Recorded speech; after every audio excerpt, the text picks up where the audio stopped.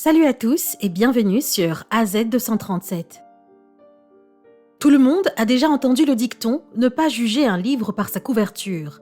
L'apparence d'une personne peut être trompeuse et les personnes sournoises n'ont pas de langage corporel et elles mènent tout le monde à la baguette. C'est particulièrement vrai pour les filles. Parfois, les vrais prédateurs ont une cachette insidieuse derrière un joli visage angélique. Ces caractéristiques décrivent parfaitement Alice, dont nous allons parler aujourd'hui. Regardons son histoire. Mais avant de commencer, voici la question du jour. Parfois je suis fort, parfois je suis faible. Je parle toutes les langues sans jamais les avoir apprises. Qui suis-je ? Donnez-nous votre réponse dans les commentaires. La réponse exacte vous sera donnée à la fin de la vidéo. N'hésitez pas à liker la vidéo pour nous encourager et si vous êtes nouveau sur la chaîne, abonnez-vous et activez la cloche de notification pour ne manquer aucune de nos prochaines vidéos. Alice avait été transférée au bureau central de la grande entreprise où elle travaillait. Le nouveau bureau se trouvait en plein centre d'une grande ville. C'était luxueux par rapport à l'ancien bureau de la petite ville d'où elle venait. Une telle évolution de carrière plairait à n'importe quelle femme de province. Il semblerait qu'il ne reste plus qu'à vivre et à profiter de la vie, mais ce n'était pas ce qu'Alice faisait à la maison. Elle s'occupait de son père et de sa mère âgés qui étaient très malades.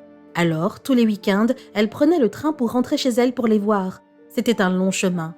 Le temps en ville passait avec des soucis et des ennuis, et elle n'avait absolument pas de temps libre. Mais elle n'a pas été contrariée une fois que son collègue, qui était aussi son colocataire, lui a présenté Sergio.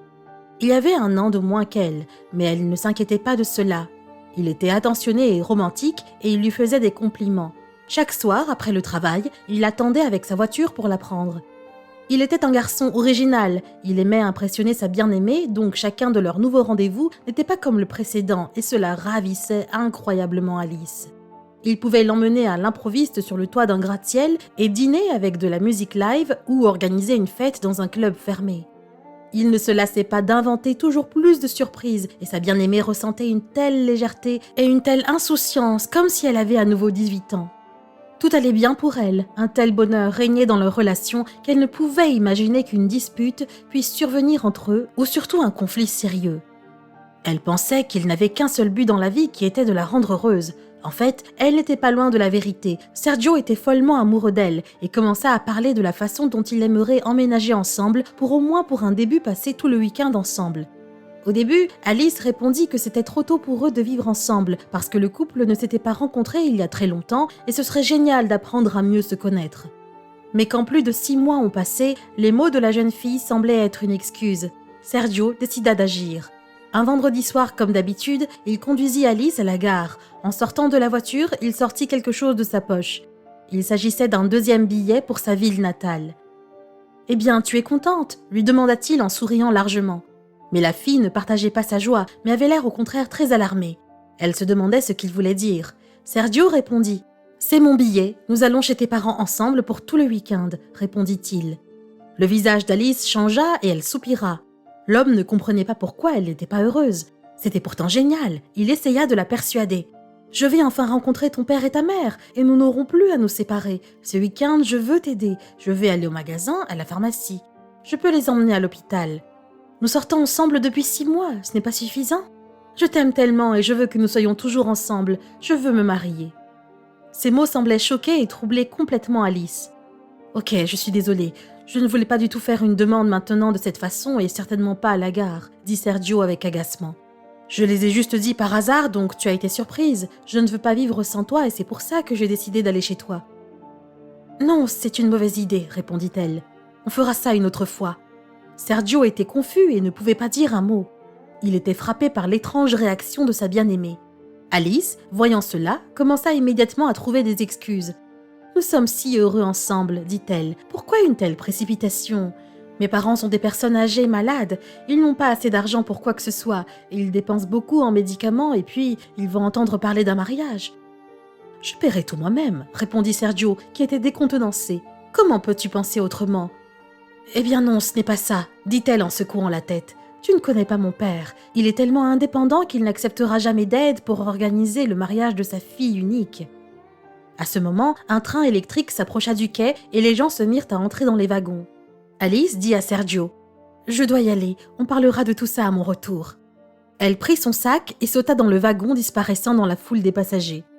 Il acquiesça silencieusement. Il se tenait sur le quai quand le départ du train s'annonçait et le train commença à bouger lentement. Mais il n'était pas de ceux qui déviaient de leur plan.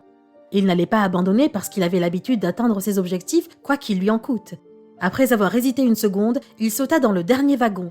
Il était sûr que le père d'Alice et lui parviendraient à un accord et que le problème serait éliminé. La situation financière de la famille de la jeune fille ne les empêcherait pas de se marier. Quand le train arriva à la gare terminale, Sergio sortit rapidement du train et disparut dans la foule infinie des passagers. Il ne savait pas où vivait Alice car il voulait la suivre, et alors il ferait sensation en apparaissant sur le pas de la porte avec un bouquet de roses et une corbeille de fruits pour ses parents. Il pensa à la réaction d'Alice à sa proposition soudaine. Elle semblait embarrassée et surprise, mais elle avait toujours admiré ses idées créatives, ce qui signifiait qu'elle serait ravie de sa visite inattendue. Il se convainquit donc d'avoir pris la bonne décision. Il y pensait tout en continuant à chercher Alice dans la foule des passagers. Puis elle sortit du wagon, mais quelque chose se produisit qui fit s'arrêter Sergio. Avec des cris, un enfant de 5 ans se précipita vers sa petite amie. Après quoi, Alice fut serrée dans ses bras par une fille un peu plus jeune, puis un homme s'approcha d'elle. Il l'embrassa, prit ses bagages et tous les 4 quittèrent la gare. Sergio regarda tout cela et n'en croyait pas ses yeux. Son cœur battait la chamade, son âme était déchirée en morceaux. Sa belle amie avec qui il voulait passer toute sa vie jusqu'à la vieillesse était une trompeuse insidieuse. Elle avait un mari et 2 enfants et elle utilisait Sergio en se laissant simplement adorer. Il rentra chez lui et décida de donner une leçon à Alice. Tout le week-end, il passa sur Internet pour trouver au moins quelque chose menant au mari d'Alice. Alice elle-même arriva le lundi, mais il se comporta comme si rien ne s'était passé et il ne montra en aucune façon qu'il connaissait le secret de sa tromperie. Elle vint joyeusement vers lui et le serra dans ses bras lors de leur rencontre. Elle exprima sa joie de le voir bien portant. « Comment vont tes parents ?» demanda-t-il. Et elle, ne se doutant de rien, se mit à lui raconter ses soucis du week-end et combien elle était heureuse de le revoir. Il la regarda dans les yeux et ne pouvait pas croire que cette douce et adorable créature le trompait astucieusement et menait une double vie. Il semblait qu'elle avait 2 natures aux personnalités opposées, méchantes et cruelles. Elle continuait à mentir tout en souriant et en gazouillant nonchalamment. « Demain, ce sera l'anniversaire de mon ami, » dit Sergio. Il m'a demandé de l'aider à organiser la fête. Je sais comment faire de belles fêtes, donc demain soir, toi et moi aurons quelque chose d'absolument magique. Le problème, c'est que ces 2 jours, je serai très occupée, alors tu devras y aller toi-même. Tout se passera à l'extérieur de la ville dans un chalet. Je t'écrirai l'adresse et je t'attendrai là-bas. « Waouh, comme c'est merveilleux, une magnifique fête de surprise !» dit Alice en souriant. Le lendemain, elle choisit la plus belle tenue, se fit une superbe coiffure et prit un taxi pour se rendre au chalet à l'adresse que Sergio avait écrite. Elle se dirigea vers le porche et sonna. La porte fut ouverte par un étranger qui cria « Nous avons notre premier invité, bonjour, c'est bien que vous soyez venu. » Sergio accompagna Alice dans le hall et désigna un fauteuil pour rencontrer son amie Roselyne. « Bonjour Alice, » dit ce dernier joyeusement. Mais elle devint soudainement sombre et s'interrompit au milieu de sa phrase. Son mari était assis dans le fauteuil. Il la regarda froidement. « Nous nous connaissons déjà, n'est-ce pas merveilleux ?» Il sourit en tendant la main vers elle. Elle eut un frisson, éclata en sanglots et courut dans la rue. Il n'y a rien de mal à attendre d'être trahi. Le pire, c'est qu'une trahison est inattendue parce que les coups de poignard dans le dos sont le plus souvent infligés par ceux que nous portons dans notre cœur. Quelle est votre opinion au sujet de cette histoire ? Dites-le nous dans les commentaires. Et maintenant, la réponse à la question du jour. L'écho. Bravo à tous ceux qui ont trouvé la bonne réponse. Nous voici arrivés au terme de cette vidéo. Merci de l'avoir regardée jusqu'à la fin. Surtout, n'oubliez pas de la liker et de la partager autour de vous. À très bientôt sur AZ237.